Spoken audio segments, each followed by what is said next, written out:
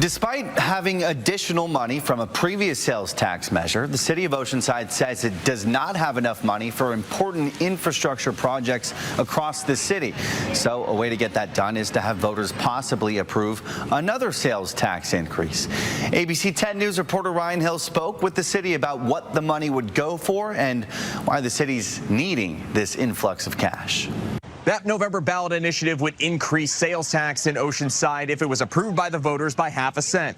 A half a cent would generate around $20 million, and that money would go towards projects like getting a new Oceanside Pier Bridge. We're looking for ways that we can generate the revenue necessary to continue to improve the quality of life in Oceanside. The City of Oceanside is looking for more money. It's asking the City Council to put a sales tax increase ballot item for voter approval in November to get that funding. The reason for that request is while we've made a lot of headway financially and everything in Oceanside in terms of improving the quality of life, there's still a lot of critical infrastructure needs that remain unfunded. Michael Gossman's the Assistant City Manager for Oceanside. But the complaints that we get are, in particular, our roads and in particular our lack of sand. People want to see an improvement with that. Those projects include more sand on the beach. That infrastructure, called Re-Beach, costs money, about $60 million.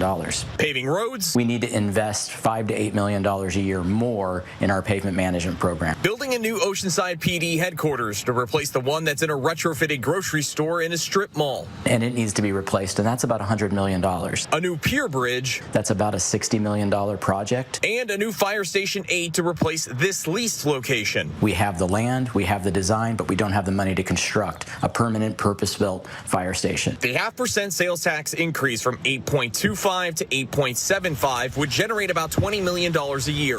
The other factors to take into account, so if you look at the construction cost index that the state produces, since 2019, the cost of construction has increased 50%, and it continues to increase. The other thing is that, frankly, the cost of construction is just outpacing the increases in the revenues that we're receiving. Some people in Oceanside were on opposite sides of the proposal.